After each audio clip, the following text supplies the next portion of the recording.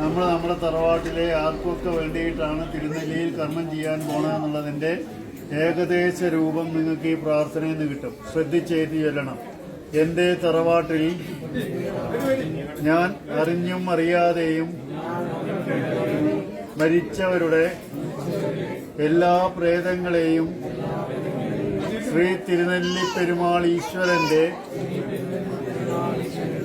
ശ്രീപാദത്തോട് ചേർത്ത് മോക്ഷം വരുത്തി തരണം. സന്തതിയും സമ്പത്തും ദീർഘായുസ്സും വരുത്തി തരണം. ദാരിദ്ര്യവും മഹാവ്യാധികളെയും നീക്കി സർവസമ്പത്തും വരുത്തി തരണം.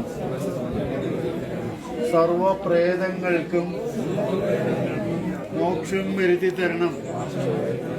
സ്വാമി സമസ്താപരാധം ക്ഷമസ്വ. എന്താണ് സമസ്താപരാധം ക്ഷമസ്വ എന്നറിയാലോ? സമസ്താപരാധങ്ങൾ മറിഞ്ഞും അറിയാതെയും ചെയ്ത എല്ലാ തെറ്റുകുറ്റങ്ങളും ക്ഷമിക്കണം ഭഗവാനെ നല്ലോണം മനസ്സിൽ തട്ടി പ്രാർത്ഥിക്കുക. അതായത് സർവപ്രായച്ചിത്ത കർമ്മമാക്കി മാറ്റുക. അറിഞ്ഞു ചെയ്ത തെറ്റുകൾക്കും അറിയാതെ ചെയ്ത തെറ്റുകൾക്കും നമ്മൾ പശ്ചാത്തപിച്ച് പ്രായച്ചിത്തം ചെയ്യാണ്. മനസ്സ് ശാന്തമാക്കി നമസ്കരിച്ച് ഭണ്ഡാര സമർപ്പണം നടത്തുക. ആണുങ്ങൾ സാഷ്ടാംഗം നമസ്കരിച്ചോളൂ, സ്ത്രീകൾ മുട്ടുകുത്തി നമസ്കരിച്ചോളൂ.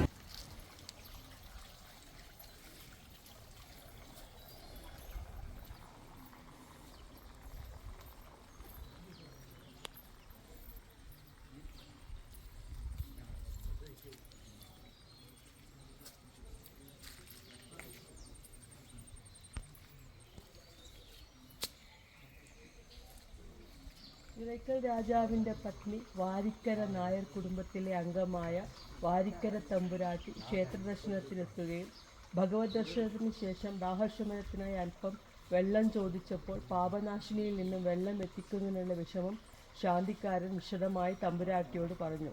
ക്ഷേത്രത്തിലേക്ക് ശുദ്ധജലം എത്തിച്ചതിന് ശേഷം മാത്രമേ ഇനി ജലപാനം ചെയ്യുകയുള്ളൂ എന്ന് ഭഗവാന്റെ മുന്നിൽ പ്രതിജ്ഞ ചെയ്യുകയും പരിചാരകനെ വരുത്തി ക്ഷേത്രത്തിലേക്കുള്ള വെള്ളം എത്തിക്കുന്നതിനുള്ള നടപടി കൽപ്പന ചെയ്യുകയും ചെയ്തു. അതാണ് ഈ പാത്തി, കരിങ്കൽ പാത്തി.